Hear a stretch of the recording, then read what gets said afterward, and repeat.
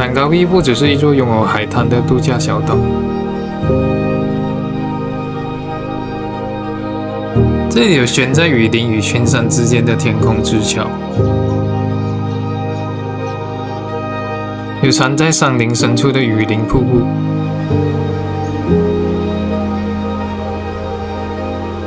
可以乘船穿过红树林，探索自然生态。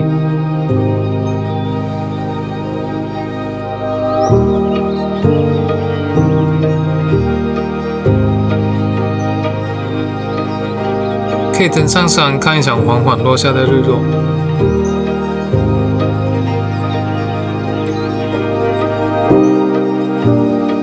岛上有不少适合亲子同行的景点。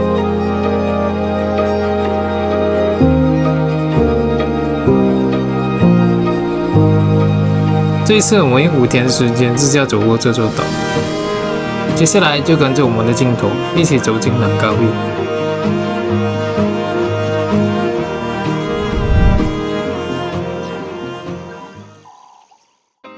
从士乃机场飞往兰卡威直飞航程大约只需要1小时15分钟。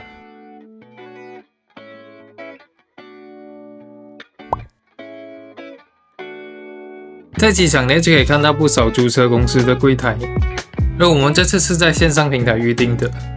5天的租车费用总共是290，这超级新的哦，才190公里。检查好车况后，就正式开始这趟兰卡威的自驾旅程。先来分享一下我们在兰卡威入住的2间住宿。第一间是在兰卡威总部的 Villa Paddy， 我们会在这里入住2天。这里的绿化做得很好，园区里种满了各种热带植物。房间空间不算大，但是很干净整洁。整体的基本设施都很齐全。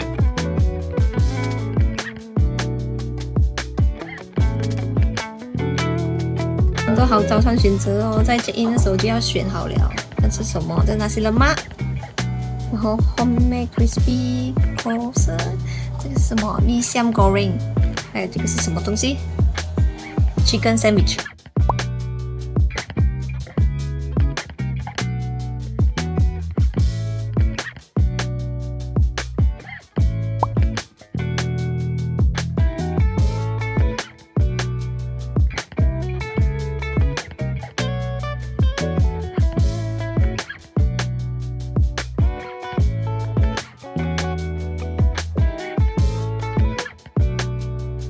第二间入住的是位于Pantai Cenang附近的 Airis Century Resort， 房间空间不算大，整体配置也比较简单。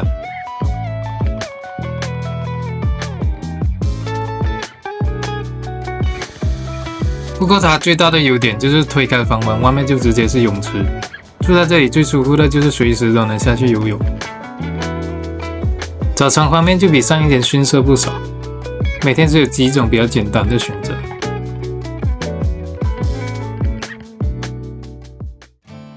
第二天早上，我们来到了兰卡威必来的景点 SkyBridge 天空之桥。天空之桥位于兰卡威的西北部，从我们这次住的 Villa Paddy 到 Oriental Village 大约30分钟的车程。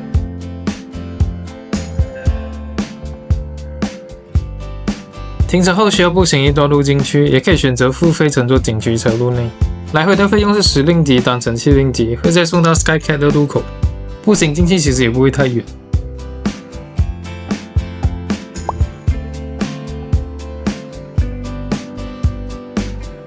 我们是一早大概10点就来到这里搭乘 SkyCat 上山，这时的游客还不多。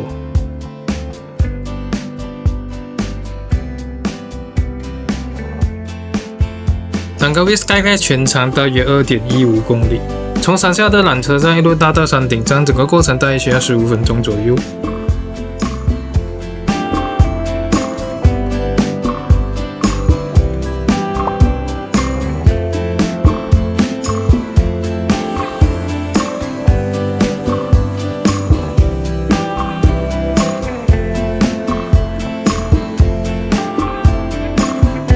抵达山顶站前，中间还会经过一个中间站，这里不只是一个普通的停靠站，也是现在很受欢迎的 Eagle Next Skywalk 的所在地。这里先分享一下我们当天的经历。我们购买的配套是有包括一个 Net Skywalk 的，但是当天我们的选择是先直接坐到山顶线，但是从山顶站下到中间站，当时是没有停站让我们下去的。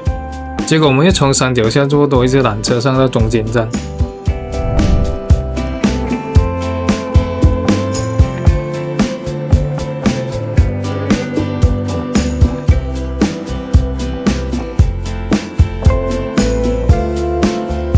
到山顶站后有2种方式可以抵达天空之桥。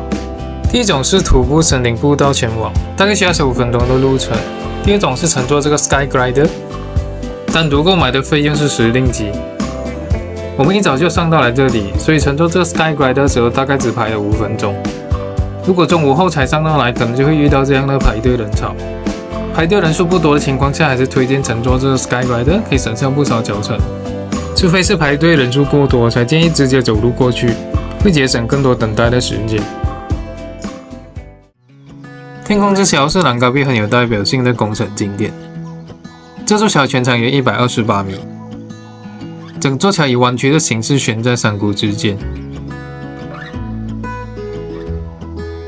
I wake up from the sunshine on my face, so dehydrated, don't know what to say. Who's sleeping by my side? What did I do last night? Can someone make this headache go away? Yesterday was supposed to be quiet. Being to myself and sit in silence until I got a call. My friend showed up at my door. They wanted me to go out for a while. We were dancing in the dark with a feeling in our hearts. Felt like we had it all. We were dancing in the dark. We were dancing in the dark. 逛完天空之桥后，就原路返回到山顶站的其他区域，一样乘坐 SkyBridge 回去。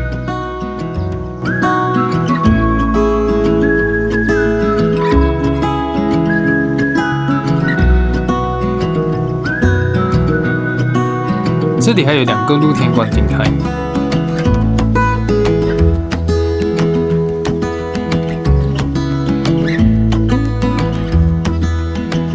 还有个小餐馆可以吃饭休息。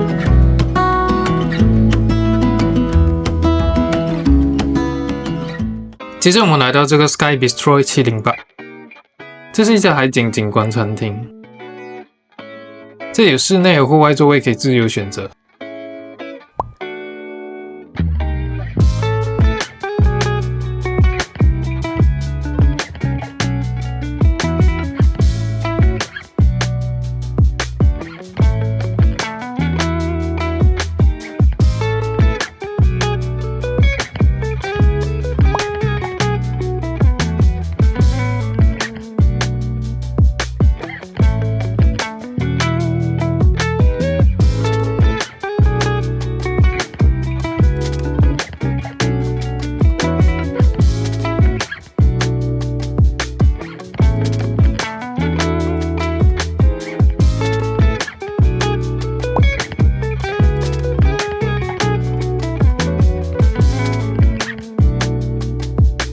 餐馆的楼上有一个更高的观景台。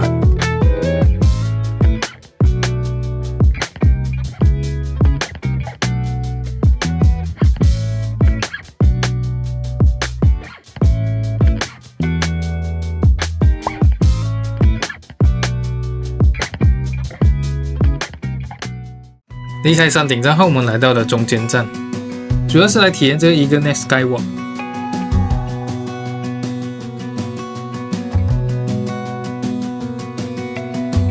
一个 Net Skywalk 在2024年3月正式对外开放，这里会提供鞋套使用，背包等物品也有柜子能存放。这里是一个悬挑式的玻璃观景平台，脚下就是透明玻璃，下面可以看到森林和山谷。Girl, it feels we're mine. We played hide and seek for hours, raised our shadows among the pines. So offshore, playful and free, without a care in the world.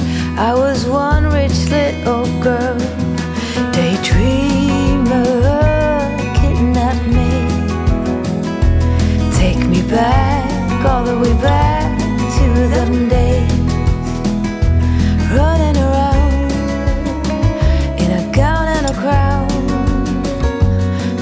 这里也有个 cafe 可以在这里用餐休息逛街。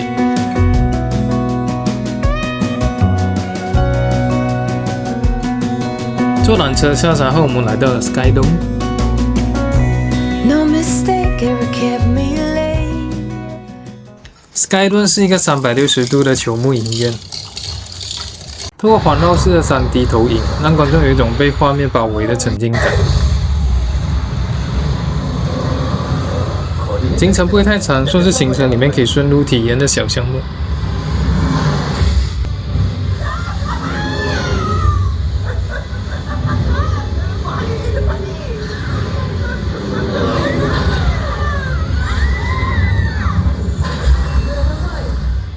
这里体验的最后一个项目就是 3D Art Langkawi， 这是一个室内3D 立体壁画馆，里面有很多不同主题的场景和壁画。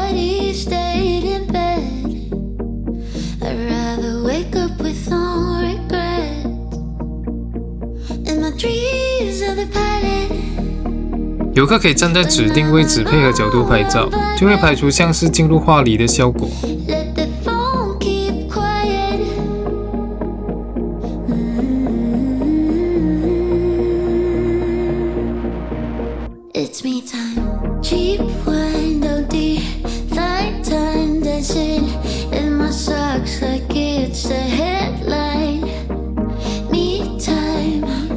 这里还有个比较特别的夜光区域。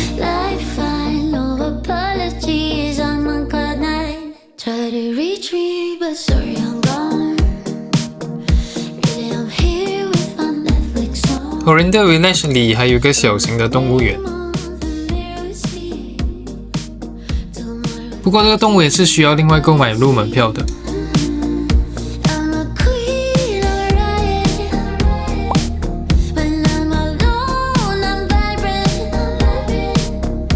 这一区也有不少餐饮店和手信店可以逛逛。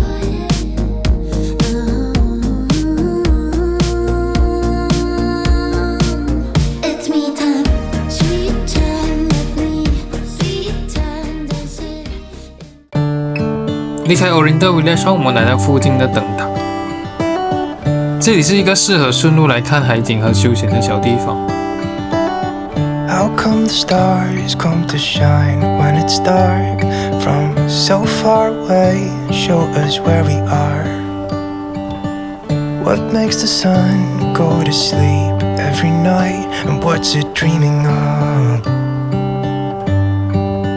I wonder.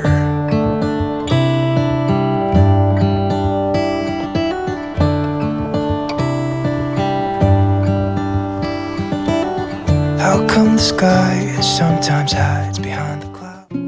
在兰卡威有一个许多游客都不曾来到的日落馆景点，就是 Gunung Raya。Gunung Raya 位于兰卡威主岛的中部一带，海拔大约900米，也是兰卡威最高的山。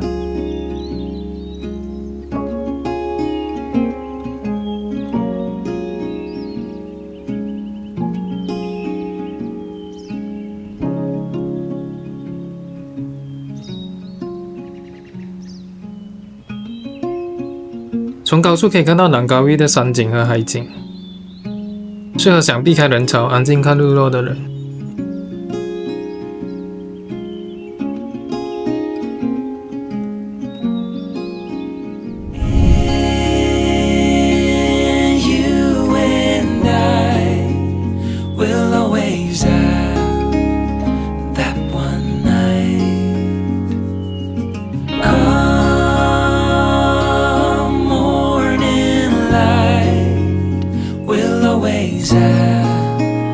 That sun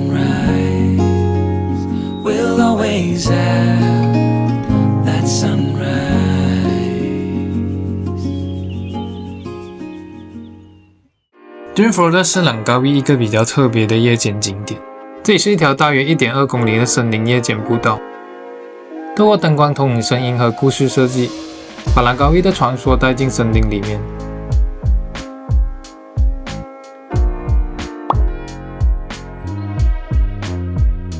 入场需要等到下一个场次一起同时进入。一开始会先带大家进入一个梦境入口，这里像是整个故事的开场，透过灯光、声音和投影，把大家慢慢带进Langkawi的传说世界。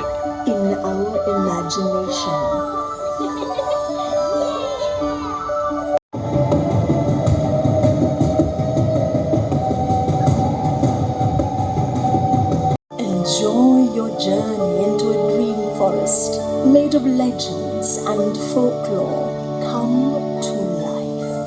影片结束后，前方的门会缓缓打开。The path ahead is a one-way route, so there is no doubling back. 我们就会从这里走进夜晚的森林步道里。哦哟！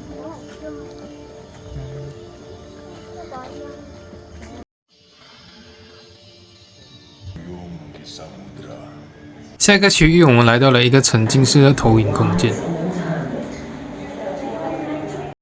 这里透过灯光、投影和声音效果，把故事画面呈现在四周。Where mermaids come to play. Following Dr. Yan's instructions, he placed a hairbrush and mirror upon the rock.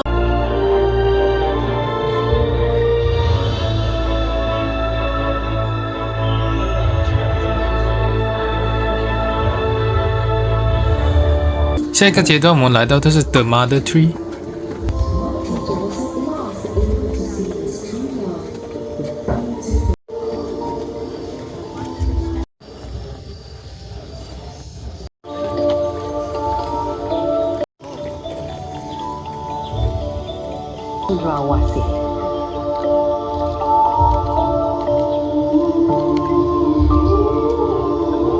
这里是一个结合投影、灯光和声音效果的森林空间，画面还投射在树木和周围的环境上。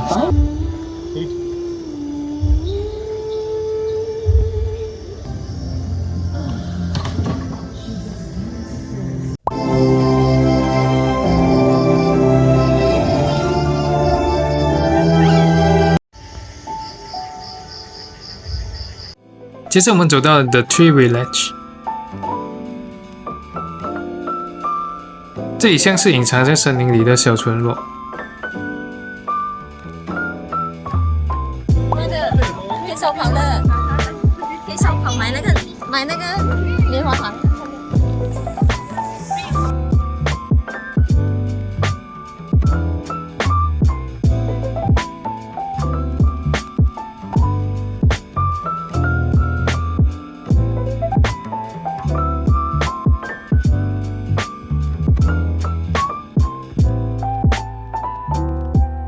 6块钱，里面有15个小米，你说是好划算。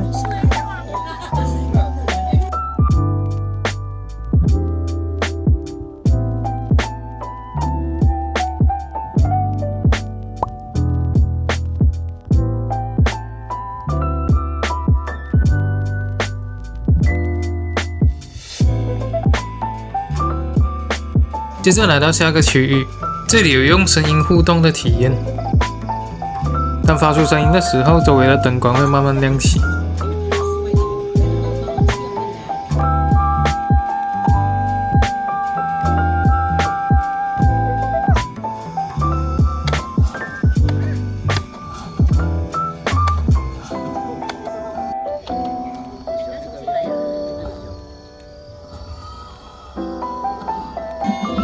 Kisah dia macam ni. Tu dia nak cerita nak bak apa.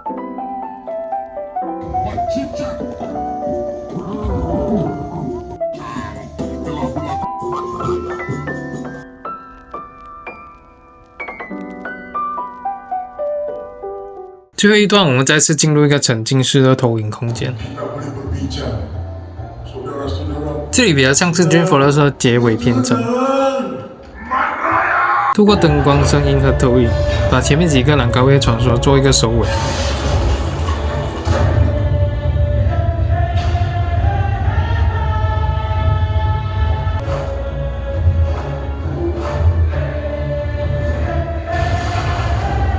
Johor 的整体还算不错，灯光、投影和夜晚声音的氛围都蛮有感觉的。如果晚上想找一个特别点的行程，这里还是可以来看看。Langkawi 其实有着不少的瀑布景点，而这次我们来到的是位于Langkawi西北部的 Temurun Waterfall。Temurun Waterfall 是一个相对小众的景点。这里距离Langkawi主要的商圈和热门海滩区域都比较远，所以来到这里的游客不会太多。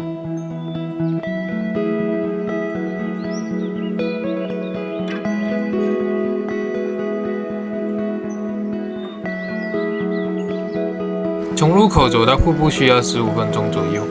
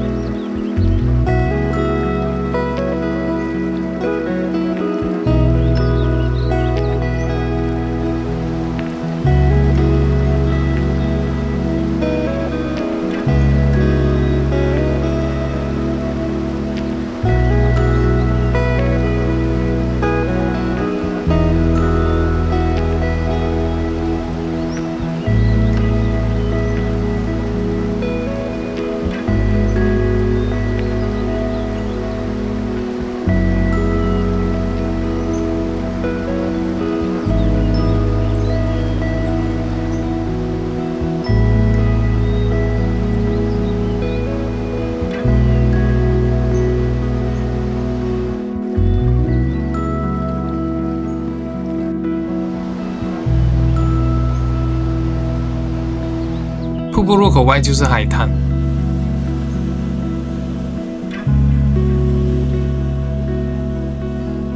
这区域的游客真是特别少。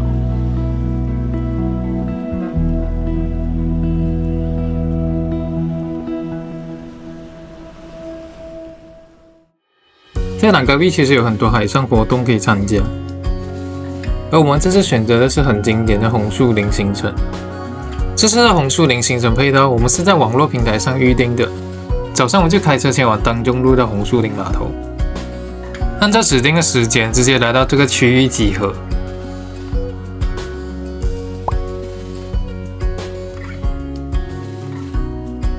我们这趟大约早上10点开船出发。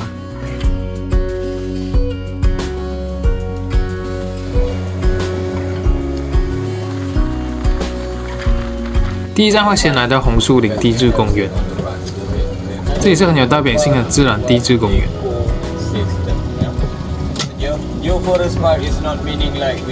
整个红树林地质公园大约100平方公里，以红树林生态石灰岩地貌和自然景观闻名。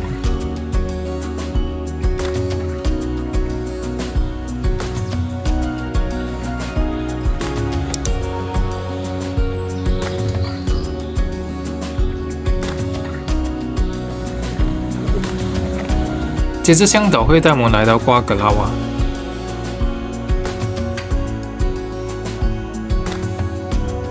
这里需要下船步行进去，沿着木栈道穿过红树林，就会来到蝙蝠洞穴。洞里面可以看到许多蝙蝠栖息在上方。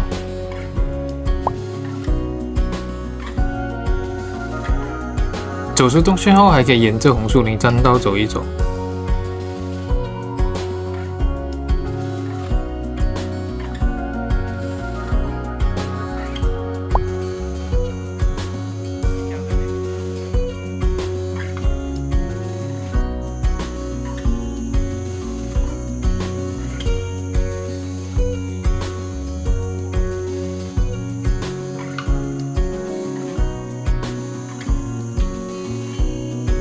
这里旁边还有个洞穴，原本是可以进去参观的，不过如果遇到涨潮，水位太高就无法进入。接着我们回到床上，准备前往下一个第一点。原本这个行程会带我们坐船穿过一个洞穴，但也因为当天的潮水比较高，船只无法安全通过，所以这一段就没有进入，只能直接前往下一个景点。经过红树林的时候，向导也特别提醒我们，他们并不鼓励游客投喂这里的猴子和野生动物，因为一旦动物习惯了被游客投喂，就可能慢慢会失去自己寻找食物的能力。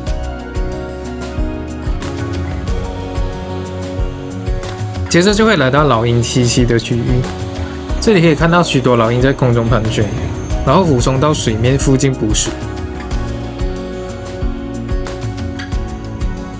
兰高伊本身就和老鹰很有关系，所以老鹰也算是这里很有代表性的象征。最后就会来到一个水上餐馆，这里会安排游客下船用餐和休息。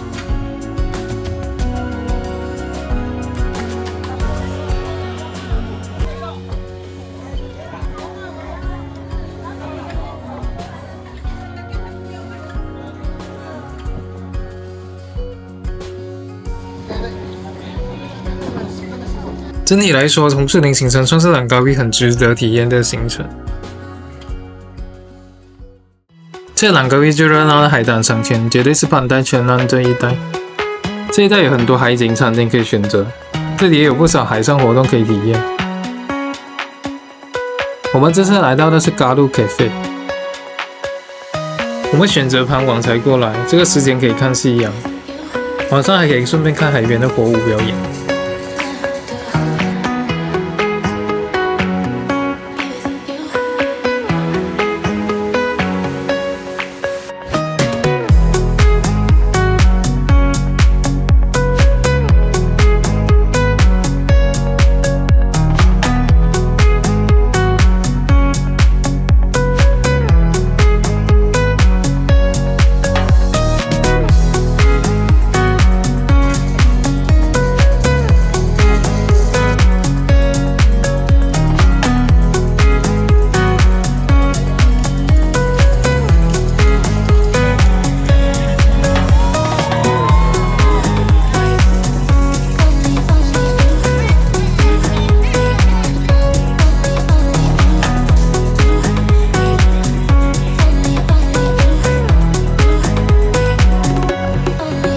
晚上来到这里去一下，整体气氛还是不错的。接着也可以在班代圈那一带走走，晚上这里会更热闹。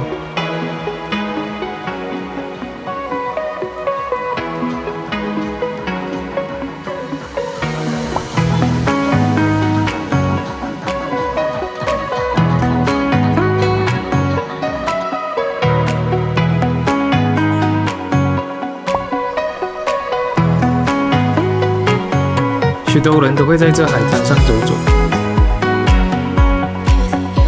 海滩边有一些平价的马来餐。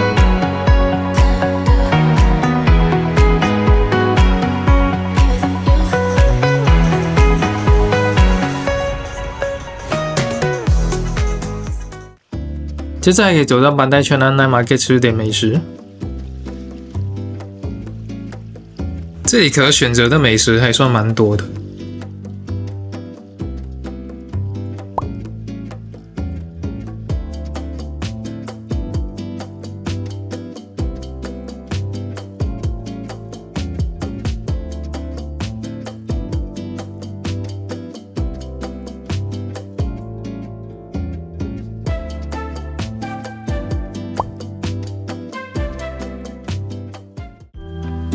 兰高伊除了热闹的班代圈南，其实北部有一些海景很漂亮的地方。我们来到的是德楼屿，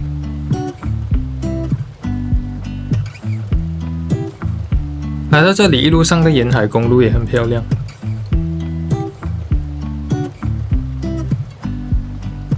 这里位于兰高伊北部海岸一带，相比川南会安静很多。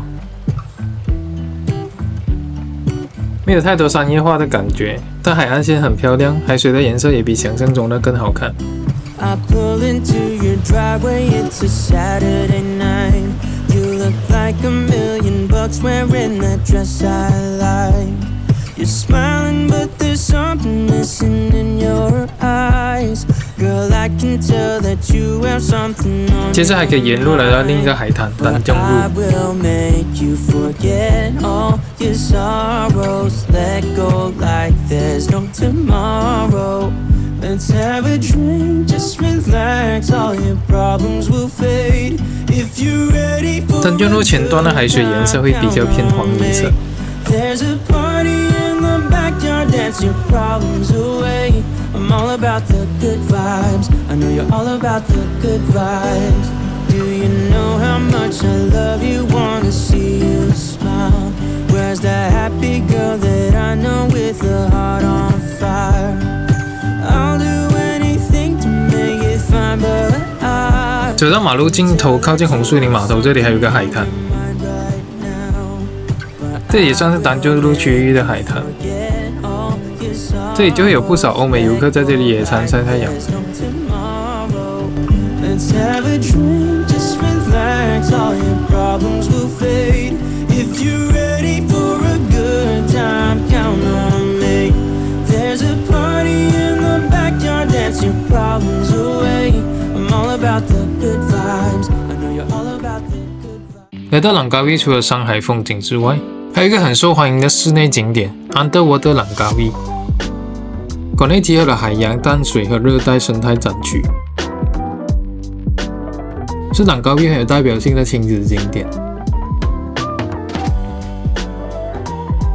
马来西亚公民成人的门票现场价是50，提前在官网或者平台上购买，通常会比现场便宜一点。从入口进来后，首先来到是热带雨林区。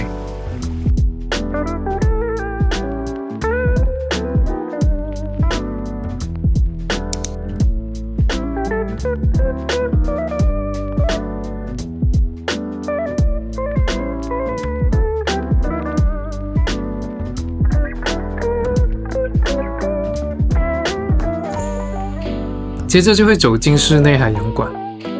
一进来，首先看到的是非洲企鹅区，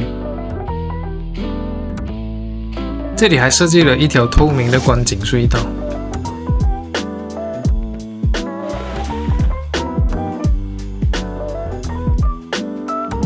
非洲企鹅延伸于非洲南部沿岸，也是唯一生于非洲的企鹅。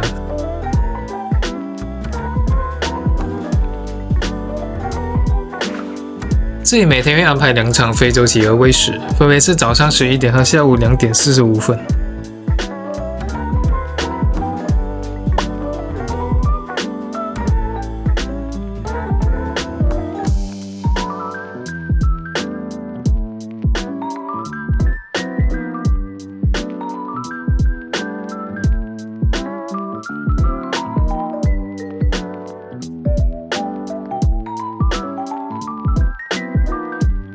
接下来看到的是跳眼企鹅，它们最大的特色就是眼睛上方有2撮醒目的黄色羽毛。看完非洲企鹅喂食，可以接着看到这一场的投喂。接着走到下一个海洋展区，这一带水槽以沙地和礁石为主。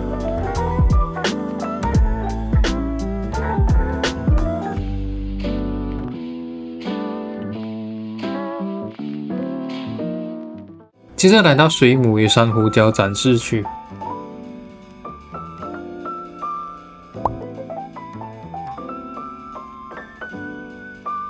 这里还有许多不同种类的水母。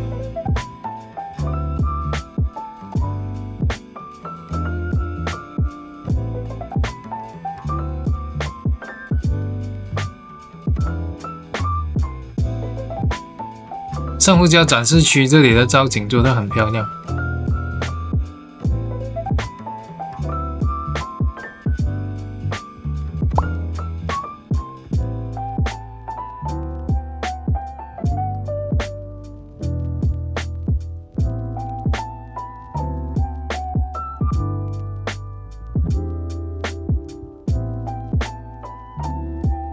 接着来到鲨鱼展示区，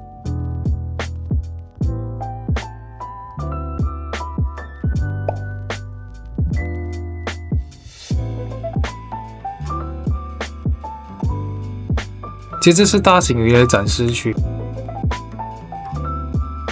这里聚集了不同种类的鱼。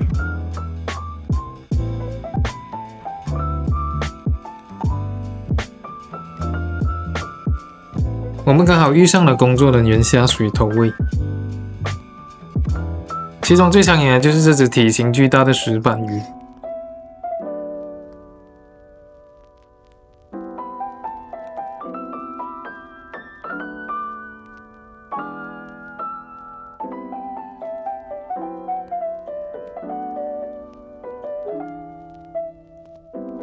最后我们来到水濑的区域，这里饲养的是亚洲小爪水濑，也是世界上体型最小的水濑。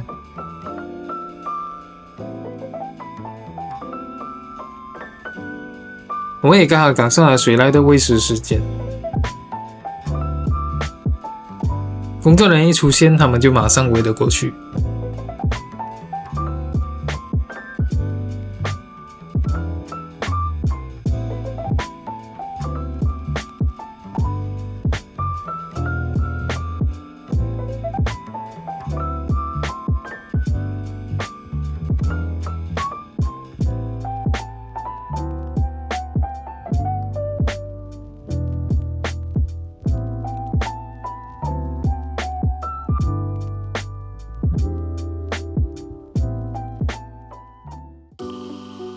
瓜是朗卡威主要的城镇，也是岛上商业和交通比较集中的区域。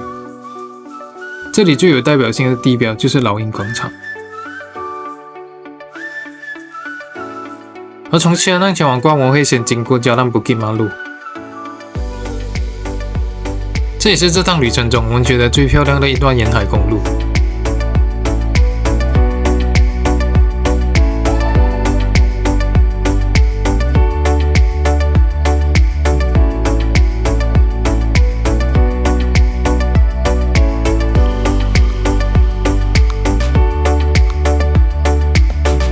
第一站我们来到了老鹰广场。老鹰广场是朗卡威最具代表性的地标。广场中央矗立着一座12米高的巨鹰雕像。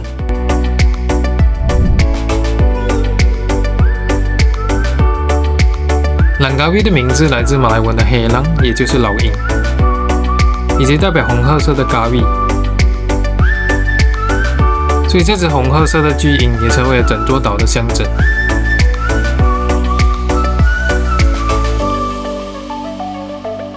白天的老鹰广场游客通常会比较多一些，想避开人群的话，也可以选择晚上过来。灯光亮起以后，巨鹰在夜色中显得更加醒目。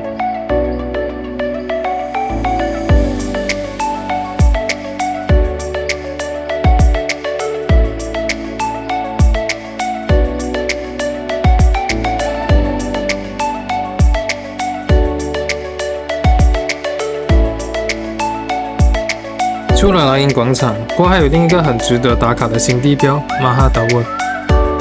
这个观景塔高约138米，远远就能看到它出现在瓜的城市天际线中。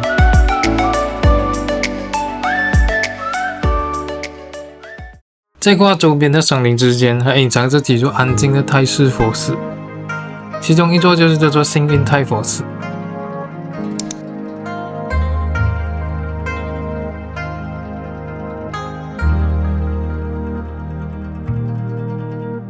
寺庙最特别的景观是直接依着天然岩壁雕刻而成的观音像。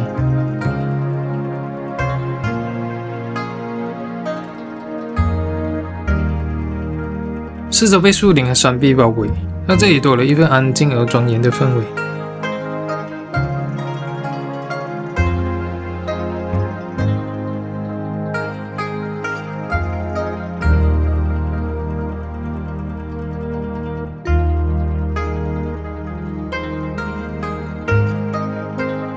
寺院的佛塔庭院这里整齐排列着8座藏式佛塔。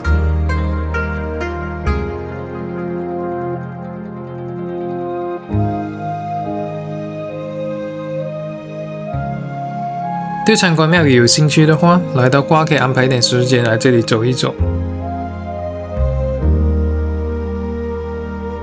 接着还可以来到附近的山洞太佛寺。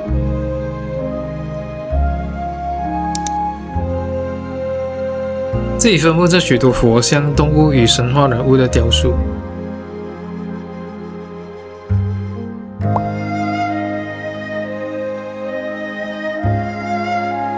再往里面走，就能看到一尊大型的金色坐佛。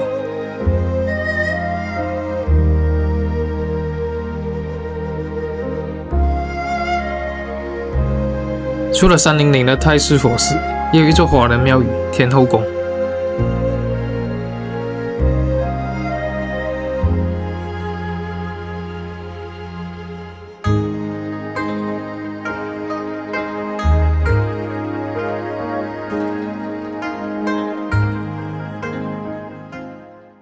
看完了兰卡威的山海与景点，接下来就看看这5天的旅程里我们都吃了些什么。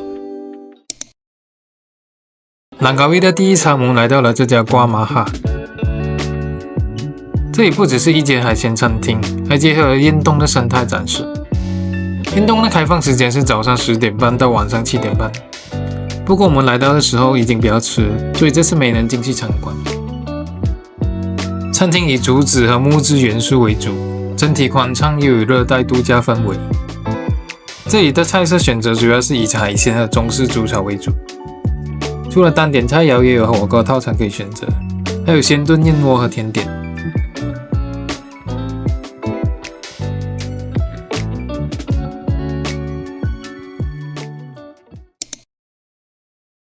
另一天晚上，我们来到了 FA Cafe 拿破利披萨。这间店主打木窑烘烤的那不勒斯披萨。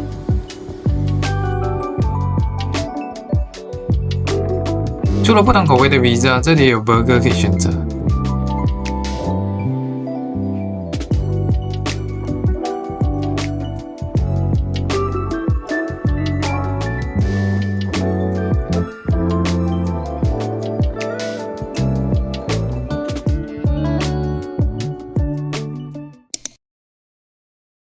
这是一家以螃蟹和海鲜料理为主的餐厅。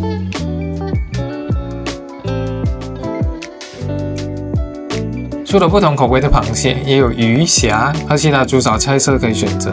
饮料价格还蛮经济的，餐馆的空间还蛮宽大的。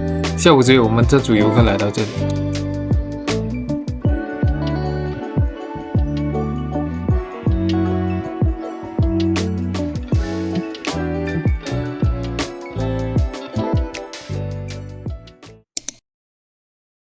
这家宝藏小店是我们结束红树林行程后顺路发现的。这里主打各类鸡饭和鸡扒，价格非常亲民，只有8块就能够吃到卖相和品质不输给费的一餐。简单的路边环境配上认真摆盘的鸡扒饭，性价比真的很高。再过来隐藏着一家很有氛围的日式居酒屋川吧，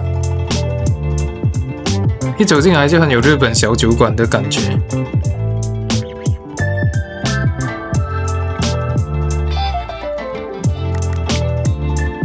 这里主打日式融合料理，有各种主食可以选择。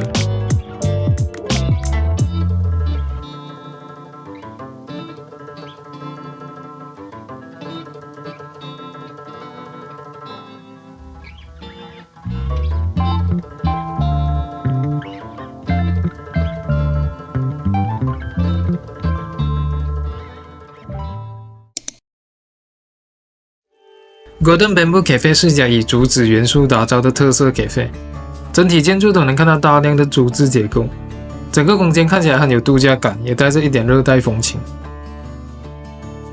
楼上同样设有用餐空间，也有一些户外的座位。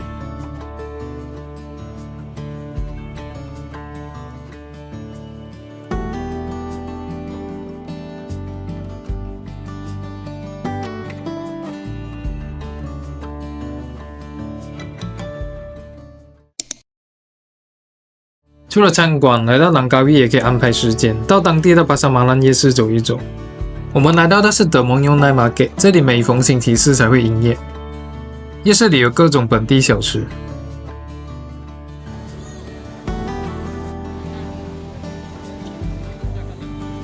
在这里可以感受到兰卡威比较贴近当地生活的一面。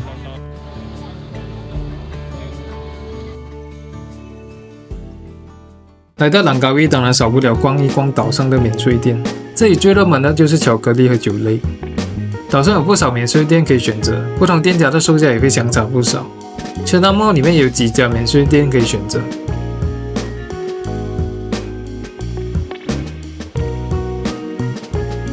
逛了岛上不少免税店以后，我们最后主要选择在 TS Duty Free Shop 购买巧克力。这里的品牌和口味选择比较丰富，部分商品也有更多的促销。如果准备买的多，建议先到不同的店家比较一下。我们兰卡威的旅程就在这里结束。如果你喜欢我们的影片，欢迎帮我们点赞订阅我们的频道。感谢你的收看，那我们下个旅程再见。